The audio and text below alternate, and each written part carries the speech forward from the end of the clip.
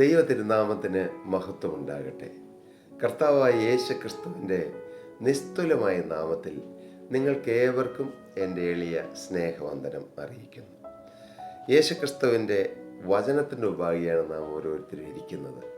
ഈ വചനം നമ്മെ ആശ്വസിപ്പിക്കും, ഈ വചനം നമ്മെ ധൈര്യപ്പെടുത്തും, ഈ വചനം നമുക്ക് സൗഖ്യം തരും, ഈ വചനം നമ്മെ ആശ്വസിപ്പിക്കും, സമാധാനം കൊണ്ട് നിറയ്ക്കും, പുതു ചൈതന്യം തരും ഈ വചനം. അതാണ് വചനത്തിൻ്റെ പ്രത്യേകത. ദൈവത്തിൻ്റെ വചനം, ദ വേർഡ് ഓഫ് ഗോഡ്. ആ വചനത്തിന് ഒരുപാട് ശക്തിയുണ്ട്. ദൈവം വചനം അയച്ചവരെ സൗഖ്യമാക്കിയെന്ന് തിരുവചനത്തിലൊരു വാക്യമുണ്ട്. വചനം അയച്ചിട്ട് ദൈവം തൻ്റെ മക്കൾക്ക് സൗഖ്യം കൊടുക്കും. ദൈവത്തിൻ്റെ വായിൽ നിന്ന് പുറപ്പെടുന്ന ഈ വചനം ദൈവം അയക്കുമ്പോൾ ദൈവത്തിനൊരു ഉദ്ദേശമുണ്ട്. ആ കാര്യം സാധിപ്പിച്ചിട്ടേ ആ വചനം മടങ്ങുകയുള്ളൂ. കർത്താവിന് സ്തോത്രം. അല്ലാതെ അത് മടങ്ങി പോവുകയില്ല. അങ്ങനെയും ദൈവത്തിന് വചനത്തിലുണ്ട്. അതുകൊണ്ട് നാം ഇപ്പോൾ ഈ ദൈവത്തിന് വചനം കേൾക്കാനിരിക്കുമ്പോൾ, കർത്താവെ, എൻ്റെ ജീവിതത്തിൽ ഈ വചനം കൊണ്ട്, ഈ തിരുവചനം കേൾക്കുന്നത് മൂലം, ഈ തിരുവചനം ഞാൻ കൈക്കൊള്ളുന്നത് മൂലം എൻ്റെ ജീവിതത്തിൽ അത്ഭുതകരമായ ചില മാറ്റങ്ങൾ, അത് ആത്മീയമായും ഭൗതികമായും നടക്കട്ടെ എന്ന് നിങ്ങൾ ഓരോരുത്തരും പ്രാർത്ഥിച്ചുകൊണ്ടിരിക്കുക. കർത്താവിന് സ്തോത്രം. വില്യം മൂന്നാമൻ രാജാവ് സ്കോട്ട്ലൻഡ് ഭരിക്കുന്ന കാലഘട്ടം. വില്യം മൂന്നാമൻ രാജാവാണെന്ന് സ്കോട്ട്ലൻഡ് ഭരിക്കുന്നത്. ആ കാലഘട്ടത്തിൽ ആ സ്കോട്ട്ലൻഡിൻ്റെ ഉള്ളിൽ ഒരു ഇൻറ്റേർണൽ പ്രോബ്ലം ഉണ്ടായി.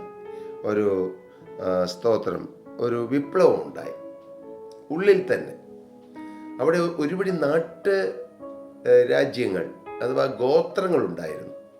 ഒരുപിടി ഗോത്രങ്ങളിൽ ഗോത്ര തലവന്മാരുണ്ടായിരുന്നു. അപ്പോൾ ഈ വിപ്ലവം പൊട്ടിപ്പുറപ്പെട്ടപ്പോൾ വില്യം മൂന്നാമൻ രാജാവ് ഒരു കാര്യം പ്രഖ്യാപിച്ചു. ഇന്ന സമയത്തിനുള്ളിൽ, ഒരു മാസം 31-ാം തീയതി എന്നാണ് അദ്ദേഹം വെച്ചത്.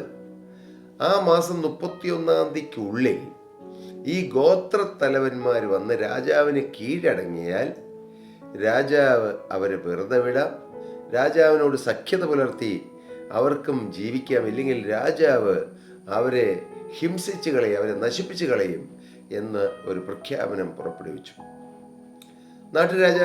ഈ ഗോത്രത്തലവന്മാരിൽ പലരും അതിനുവേണ്ടി തയ്യാറായി. എന്നാൽ മക്കൈൻ എന്ന ഒരു ഗോത്രത്തലവൻ, അദ്ദേഹമായിരുന്നു ഏറ്റവും പ്രധാന ഗോത്രത്തിൻ്റെ തലവൻ മക്കൈൻ. അദ്ദേഹം ചിന്തിച്ചു, ഞാൻ ആദ്യം പോയി അങ്ങ് രാജാവിന് കീഴടങ്ങിയാൽ അത് എനിക്കൊരു മാനക്കേടായിരിക്കും. ബാക്കി ഗോത്രത്തലവന്മാരൊക്കെ പോയി കീഴടങ്ങട്ടെ, അതിനുശേഷം ഞാനും പോയി കീഴടങ്ങാം. അപ്പോൾ ആദ്യം ഞാൻ പോയി എന്നുള്ള ആ ഒരു കാര്യം വരികയില്ലല്ലോ. അദ്ദേഹം ഇത്തിരി അഹങ്കാരിയും തൻ്റെ പേരിന് കൂടുതൽ പ്രാധാന്യം കൊടുത്ത ഒരാളായതുകൊണ്ട് അദ്ദേഹം ബാക്കിയുള്ളവരെല്ലാം പോകുവാൻ വെയിറ്റ് ചെയ്തു. അങ്ങനെ ഈ 31-ാം തീയതി ദിവസം വന്നു. അദ്ദേഹം പുറപ്പെട്ട് അദ്ദേഹത്തിന് എത്താനുള്ള സമയമുണ്ട്. കൊട്ടാരത്തിലെത്തി രാജാവിൻ്റെ സന്നിധിയിൽ ചെന്ന് തന്നെ മുമ്പാകെ തന്നെ കീഴ്പ്പെടുത്തുവാനുള്ള സമയമുണ്ടായിരുന്നു. പക്ഷേ അപ്രതീക്ഷിതമായി വന്ന വലിയ കാറ്റും മഴയും മൂലം അദ്ദേഹത്തിൻ്റെ യാത്രയിൽ ചില തടസ്സങ്ങൾ നേരിട്ടു. അദ്ദേഹത്തിന് സമയത്തിനെത്താൻ കഴിഞ്ഞില്ല. എന്ത് സംഭവിച്ചു? അല്പം വൈകിപ്പോയി. പക്ഷേ രാജാവിൻ്റെ കൽപ്പനയായിരുന്നതുകൊണ്ട് രാജാവ് അതിനെ കോംപ്രമൈസ് ചെയ്യാൻ തയ്യാറായില്ല. ആ ഗോത്രത്തലവനെ നിഷ്കരുണം വധിച്ചു കളഞ്ഞു. പ്രിയപ്പെട്ടവരെ, എന്തുകൊണ്ടാണ് ഞാൻ ഒരു ബുക്കിൽ വായിച്ചതായ ഈ സംഭവിച്ചതായ കാര്യം നിങ്ങളോട് പറഞ്ഞത്? എന്താണ് പറയാൻ കാരണം? നമ്മുടെ ജീവിതത്തിൽ സമയം നാം തക്കത്തിൽ ഉപയോഗിക്കണം. രാജാധിരാജാവായ കർത്താവായ ജീവനുള്ള ദൈവം നമുക്ക് ഓരോരുത്തർക്കും അവസരം തരുന്നുണ്ട്. മാനസാന്തരപ്പെടാൻ അവസരം തരുന്നുണ്ട്, പാപമോചനം പ്രാപിക്കാൻ അവസരം തരുന്നുണ്ട്, അനുദപിക്കാൻ അവസരം തരുന്നുണ്ട്, നമ്മുടെ ജീവിതത്തിൽ ക്രമീകരണം ചെയ്യുവാൻ അവസരം തരുന്നുണ്ട്. ദൈവം മനുഷ്യന് അവസരങ്ങൾ കൊടുക്കുന്നുണ്ട്. അവസരം കൊടുക്കാത്ത ഒരു ദൈവമല്ല. പക്ഷേ നാം അത് പ്രയോജനപ്പെടുത്തുന്നുണ്ടോ? കുറച്ചുകൂടെ കഴിയട്ടെ, അല്ലെങ്കിൽ ഞാൻ പെട്ടെന്ന് കീഴ്പ്പെട്ടാൽ എൻ്റെ ജീവിതത്തിൽ എന്തെങ്കിലും സംഭവിക്കുമോ, കാരണം എൻ്റെ മാന്യതയ്ക്ക് കുറവ് വരുമോ, ഇങ്ങനെ, അല്ലെങ്കിൽ സമൂഹം എന്ത് പറയും, ഞാൻ ചേർന്ന് നിൽക്കുന്നതായ സമൂഹവും ഞാൻ ചേർന്ന് നിൽക്കുന്നതായ എൻ്റെ കുടുംബവും കുടുംബക്കാരൊക്കെ എന്ത് പറയും? കുറച്ചുകൂടെ കഴിയട്ടെ എന്ന് കരുതി നിങ്ങൾ കാലങ്ങളും സമയങ്ങളും മാറ്റിവെച്ചവരാണോ? സഹോദരീ സഹോദരങ്ങളെ, സമയം നമുക്ക് വേണ്ടി വെയിറ്റ് ചെയ്യുകയില്ല. ഉള്ള സമയം നാം തക്കത്തിൽ ഉപയോഗിക്കണം. ദൈവത്തിൻ്റെ പരിശുദ്ധാത്മാവ് തിരുവചനത്തിലൂടെ നിങ്ങളോട് ഇടപെടുമ്പോൾ നിങ്ങൾ താമസിക്കരുത്, നിങ്ങൾ സമർപ്പണം എടുത്തുകൊള്ളണം. പ്രിയ സഹോദരങ്ങളെ, 19-ാമത്തെ വയസ്സിൽ ഞാൻ ദൈവത്തിൻ്റെ വചനം കേട്ടുകൊണ്ടിരുന്നപ്പോഴാണ് ദൈവത്തിൻ്റെ പരിശുദ്ധാത്മാവ് എന്നോട് സംസാരിക്കുന്നതായിട്ട് എനിക്ക് അനുഭവപ്പെട്ടു. മകനെ, യൗവനക്കാരാ, നിന്റെ ജീവിതം എനിക്ക് തരിക എന്ന് എൻ്റെ രക്ഷിതാവും എൻ്റെ ഉടയവനും എനിക്ക് വേണ്ടി കാൽവറിയിൽ ജീവൻ തന്നവനുമായ യേശു എന്നോട് സംസാരിക്കുന്ന പോലെ എനിക്ക് അനുഭവപ്പെട്ടു. എനിക്കന്ന് ധാരാളം കൂട്ടുകാരുണ്ട്, പലരുമുണ്ട്. പക്ഷേ ആരോടും ചോദിച്ചില്ല, ആരോടും ആലോചിച്ചില്ല. യേശുവേ, എൻ്റെ ജീവിതം നാഥ അവിടുത്തെ കരങ്ങളിലേക്ക് തരുന്നെന്ന് പറയുവാൻ കർത്താവ് എനിക്ക് ഭാഗ്യം തന്നു. അന്ന് ഞാൻ ഈ ദൈവാത്മാവിനെ സ്പർശിച്ചപ്പോൾ 19-ാമത്തെ വയസ്സുള്ള യൗവനക്കാരനായിരുന്നു ഞാൻ കരഞ്ഞു, പൊട്ടി കരയുന്നത്. ഞാൻ ടവലുകൊണ്ട് കണ്ണുനീർ തുടയ്ക്കുകയാണ്. എന്തിനാണ് ഞാൻ കരയുന്നത് പോലും എനിക്ക് മനസ്സിലാകുന്നില്ല. ഒരു വലിയൊരു ആന്തരിക സമാധാനം എൻ്റെ ഹൃദയത്തിലേക്ക് കർത്താവ് നിക്ഷേപിച്ചു. കർത്താവിന് സ്തോത്രം. നമ്മുടെ ഓരോരുത്തരുടെയും ജീവിതത്തിൽ നമുക്ക് ലഭിക്കുന്ന സമയങ്ങൾ നാം ഒരിക്കലും നഷ്ടപ്പെടുത്തി കളയരുത്. പ്രിയപ്പെട്ടവരെ, നിങ്ങളോടും ദൈവത്തിൻ്റെ പരിശുദ്ധാത്മാവ് വാദിക്കുന്ന ചില സമയങ്ങളുണ്ട്. ഗലാത്യർക്ക് എഴുതിയ ലേഖനത്തിൽ അപ്പോസ്തലനായ പൗലോസ് പറയും, എങ്കിലും എൻ്റെ ജനനം മുതൽ എന്നെ വേർതിരിച്ച് തൻ്റെ കൃപയാൽ വിളിച്ചിരിക്കുന്ന ദൈവം തൻ്റെ പുത്രനെക്കുറിച്ചുള്ള സുവിശേഷം ഞാൻ ജാതികളോട് അറിയിക്കേണ്ടതിന് അവനെ എന്നിൽ വെളിപ്പെടുത്തുവാൻ പ്രസാദിച്ചപ്പോൾ ഞാൻ മാംസരക്തങ്ങളോട് ആലോചന ചോദിക്കുകയോ എനിക്ക് മുമ്പേ അപ്പോസ്തലന്മാരായിരുന്നവരുടെ അടുക്കൽ യെരുശലേമിലേക്ക് പോവുകയോ ചെയ്യാതെ നേരെ അറബിയിലേക്ക് പോവുകയും ദമസ്കോസിലേക്ക് മടങ്ങിപ്പോരുകയും ചെയ്തു. ഇത് അപ്പോസ്തലൻ്റെ അനുഭവമാണ്.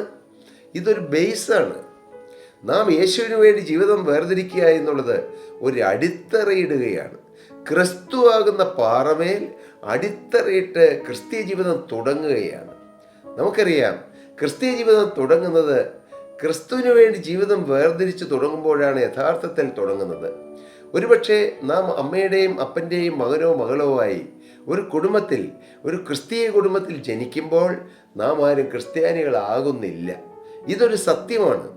ഒരുപക്ഷെ നമ്മുടെ SLC ബുക്കിലോ നമ്മുടെ റെക്കോർഡിലോ നമ്മുടെ ജാതിയോ മതമോ എഴുതുമ്പോൾ നാം ക്രിസ്ത്യൻസ് എഴുതും.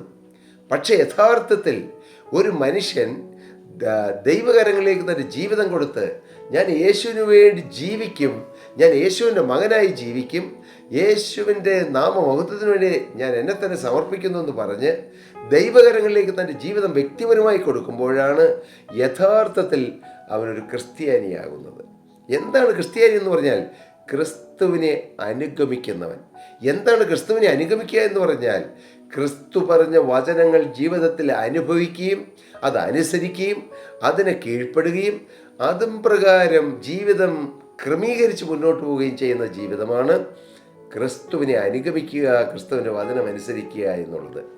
ഞാൻ എൻ്റെ മാന്യ സഹോദരീ സഹോദരങ്ങളോട്, പ്രേക്ഷകരോട് ചോദിക്കട്ടെ, നിങ്ങൾ ഈ വചനപ്രകാരമാണോ നിങ്ങൾ ജീവിക്കുന്നത്?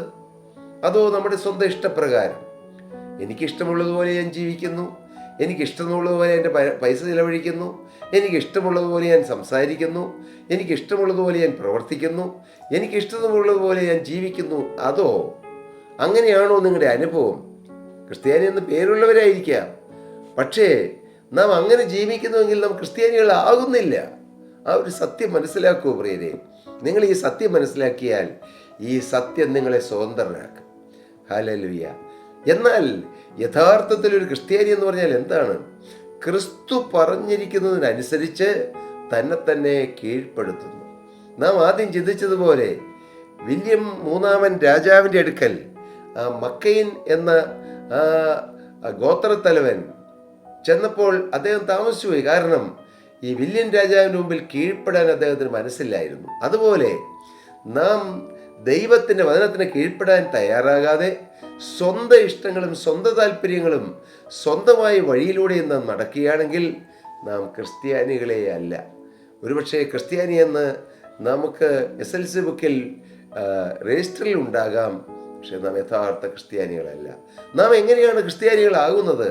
യോഹന്നാൻ്റെ സുവിശേഷം 1-ാം അധ്യായം 12-ാമത്തെ വാക്യപ്രകാരം പറയുന്നു, യേശുവിനെ കൈക്കൊണ്ട് യേശുവിൻ്റെ നാമത്തിൽ വിശ്വസിക്കുന്ന ഏവർക്കും ദൈവമക്കളാകുവാൻ ദൈവം അധികാരം കൊടുത്തുവെന്ന്.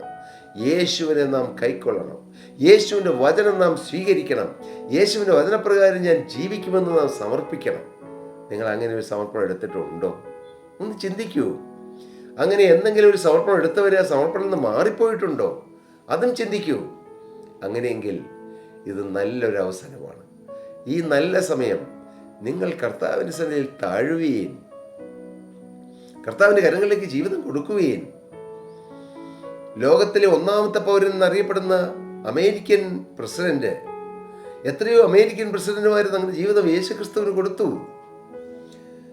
എബ്രഹാം ലിങ്കണെ പോലുള്ള നല്ല ശക്തരായ അമേരിക്കൻ പ്രസിഡന്റുമാർ അവർ നിലത്ത് മുഴങ്കാലിൽ നിന്ന് പ്രാർത്ഥിക്കുന്നവരായിരുന്നു. ഞാൻ വായിച്ചിട്ടുണ്ട്. അമേരിക്കയിൽ വലിയ പ്രതിസന്ധികൾ വന്നപ്പോൾ, ആന്തരിക വിപ്ലവം ഉണ്ടായപ്പോൾ, വലിയ കലാപം ഉണ്ടായപ്പോഴെല്ലാം എബ്രഹാം ലിങ്കൺ മുഴങ്കാലിൽ ഇരുന്നു കൊണ്ട് ഏങ്ങലടിച്ച് കരഞ്ഞ് പ്രാർത്ഥിച്ചിരുന്നു. അതിൻ്റെ ഫലം അവർക്ക് കിട്ടിയിരുന്നു. അമേരിക്ക പോലുള്ള വലിയ രാജ്യങ്ങളിൽ ആഭ്യന്തര കലാപം വന്നാൽ അത് അടിച്ചൊതുക്കുക അത് അത്ര എളുപ്പമല്ല. പക്ഷേ ഇത് വാക്കുകൾ കൊണ്ട് അടിച്ചൊതുക്കുകയല്ല ചെയ്തത്. ജീവനുള്ള ദൈവം പ്രവർത്തിച്ച അന്ന് അടിമത്വമെന്ന വലിയ ശാപം അമേരിക്കയുടെ മണ്ണിൽ നിന്നും തുടച്ചു മാറ്റി ആന്തരിക വിപ്ലവത്തിന് വിരാമം കുറിക്കുവാൻ എബ്രഹാം ലിങ്കണിനെ പോലുള്ള ശ്രേഷ്ഠരായ നേതൃത്വ നിരയുടെ പ്രാർത്ഥന, യേശുവിനോടുള്ള പ്രാർത്ഥന അതിന് മുഖാന്തരമായി. സഹോദരീ സഹോദരങ്ങളെ, നാം ക്രിസ്തുവിൻ്റെ വചനപ്രകാരം നാം ജീവിച്ചാൽ, നാം അതിനനുസരിച്ച് മുന്നോട്ട് പോയാൽ നമ്മുടെ ജീവിത പന്ഥാവിൽ വിജയങ്ങൾ കൈവരിക്കുവാൻ, ശ്രേഷ്ഠ പദവികൾ അലങ്കരിക്കുവാൻ കർത്താവ് നമ്മെ സഹായിക്കും. നിങ്ങളിപ്പോഴും ഈ നല്ല സമയം എന്ത് പറയുന്നു, എന്ത് തീരുമാനിക്കുന്നു? നാഥ, ഞാൻ ക്രിസ്തുവില്ലാത്ത ക്രിസ്ത്യാനിയായി ഇതുവരെയും ജീവിച്ചു.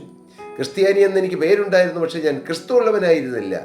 ഈ സത്യം കണ്ടെത്തിക്കൊണ്ട് നാഥ, ഇപ്പോൾ ഈ സമയം അങ്ങയുടെ അടുക്കൽ കടന്നു വന്ന് അങ്ങയുടെ പാദത്തിലിരുന്നു കൊണ്ട് അങ്ങയോട് ഞാൻ പറയുന്നു, യേശുവേ, ഇതുവരെ ഞാൻ അങ്ങയുടെ വചനം അനുസരിച്ചില്ല, അങ്ങയെ എൻ്റെ രക്ഷിതാവും കർത്താവായി സ്വീകരിച്ചില്ല. ഞാൻ അനുതാപവാക്യങ്ങളോടെ യേശുവേ അവിടുത്തെ സന്നിധിയിൽ കടന്നു വന്ന് പ്രാർത്ഥിക്കുന്നു. യേശുവേ, അവിടുത്തെ എൻ്റെ രക്ഷിതാവും കർത്താവായി സ്വീകരിക്കുന്നു. യേശുവേ, അവിടുത്തെ ഞാൻ കൈക്കൊള്ളുന്നു. അവിടുത്തെ കൈക്കൊണ്ട് അവിടുത്തെ നാമത്തിൽ വിശ്വസിക്കുന്ന ഏവർക്കും ദൈവമക്കളാകുവാൻ അവിടുന്ന് അധികാരം കൊടുത്തിട്ടുണ്ടല്ലോ. കർത്താവേ, അഭാഗ്യ പദവി എനിക്ക് തരണമേ. യേശുവിനെ ഞാൻ എൻ്റെ രക്ഷിതാവും കർത്താവുമായി സ്വീകരിക്കുന്നു. ഇന്നു മുതൽ ഞാൻ യേശുവിനായി ജീവിക്കും, യേശുവിൻ്റെ വചനപ്രകാരം ജീവിക്കും, യേശുവിൻ്റെ വചനമനുസരിച്ച് ജീവിക്കും. യേശുവിൻ്റെ വചനം മുൻനിർത്തിക്കൊണ്ട് എൻ്റെ ജീവിതത്തിൻ്റെ ഓരോ മേഖലകളിലും ഞാൻ യേശുവിനെ പ്രസാദിപ്പിച്ചുകൊണ്ട് ജീവിക്കും എന്ന് നിങ്ങൾക്ക് തീരുമാനമെടുക്കാമോ? അങ്ങനെയെങ്കിൽ യേശുക്രിസ്തുവിൻ്റെ ആടിപ്പഴുതുള്ള കരം ഇപ്പോൾ തന്നെ നിങ്ങളുടെ ശിരസിൽ വയ്ക്കും. യേശു നിങ്ങളെ അനുഗ്രഹിക്കും. നിങ്ങളുടെ പാപഭാരങ്ങൾ മാറ്റും, നിങ്ങളുടെ ശാപങ്ങൾ മാറ്റും. നിങ്ങളുടെ കുടുംബത്തിൽ കെട്ടിക്കിടക്കുന്ന ചില ശാപബന്ധനങ്ങളെ യേശു അഴിച്ചു മാറ്റും. യേശു നിങ്ങൾക്ക് സ്വാതന്ത്ര്യം തരും. അതിനിടയാകട്ടെ. അങ്ങനെ തീരുമാനമെടുത്തവരുണ്ടെങ്കിൽ അവർക്ക് വേണ്ടി ഞാൻ പ്രാർത്ഥിക്കാം. ഇപ്പോൾ നമുക്ക് ഒരുമിച്ച് പ്രാർത്ഥിക്കാം. സ്നേഹം നിറഞ്ഞ ഞങ്ങളുടെ സ്വർഗീയ പിതാവേ, ഇന്ന് കർത്താവിന് വേണ്ടി ജീവിതം വേർതിരിച്ച കർത്താവിൻ്റെ ബലപ്പെട്ട മക്കളെ അനുഗ്രഹിച്ചു പ്രാർത്ഥിക്കുന്നു. കർത്താവെ, ഒരിക്കൽ തീരുമാനമെടുത്തു പിന്മാറിപ്പോയവരാരെങ്കിലും ഉണ്ടെങ്കിൽ അവരിലാരെങ്കിലും യേശുവിനെ വീണ്ടും സ്വീകരിച്ച് പുതിയ സമർപ്പണത്തിലേക്ക് യഥാസ്ഥാനത്വത്തിലേക്ക് വന്നിട്ടുണ്ടെങ്കിൽ അവർക്ക് വേണ്ടിയും പ്രാർത്ഥിക്കുന്നു. കർത്താവ്, ഈ പ്രിയമക്കളെ അനുഗ്രഹിക്കണമേ, കൃപ കൊണ്ട് നിറയ്ക്കണമേ, എല്ലാ ആത്മീയവും ഭൗതികവുമായ നന്മകളാൽ അലങ്കരിക്കണമേ. അവിടുന്ന് അനുഗ്രഹിക്കണമേ, യേശു ക്രിസ്തുവിൻ നാമത്തിൽ തന്നെ. ആമേൻ, ആമേൻ. സ്തോത്രം. കർത്താവ് നിങ്ങളെ അനുഗ്രഹിക്കട്ടെ. ഇന്ന് കർത്താവിന് വേണ്ടി ജീവിതം വേർതിരിച്ചെങ്കിൽ നിങ്ങളുടെ ജീവിതം ധന്യമാകും, അനുഗ്രഹിക്കപ്പെടും. സ്തോത്രം. പ്രിയ സഹോദരീ സഹോദരങ്ങളെ, നിങ്ങൾക്ക് പ്രാർത്ഥനാ വിഷയങ്ങളോ ആത്മീയമായ ഏതെങ്കിലും സംശയ നിവാരണങ്ങളോ ആവശ്യമെങ്കിൽ നിങ്ങൾക്ക് താഴെ കാണുന്ന നമ്പറിൽ ഞങ്ങളുമായി കോൺടാക്റ്റ് ചെയ്താൽ ഞങ്ങളുടെ പ്രെയർ ടീം നിങ്ങൾക്ക് വേണ്ടി പ്രാർത്ഥിക്കും. ഞങ്ങളുടെ പ്രെയർ ഡെസ്കിലുള്ള ദൈവദാസന്മാർ നിങ്ങളുമായി കമ്മ്യൂണിക്കേറ്റ് ചെയ്യും. നിങ്ങൾ അതിനുവേണ്ടി ഇത് പ്രയോജനപ്പെടുത്തുക. കർത്താവ് നിങ്ങളെ അനുഗ്രഹിക്കട്ടെ. ദൈവനാമം മഹത്വപ്പെടട്ടെ. സ്തോത്രം.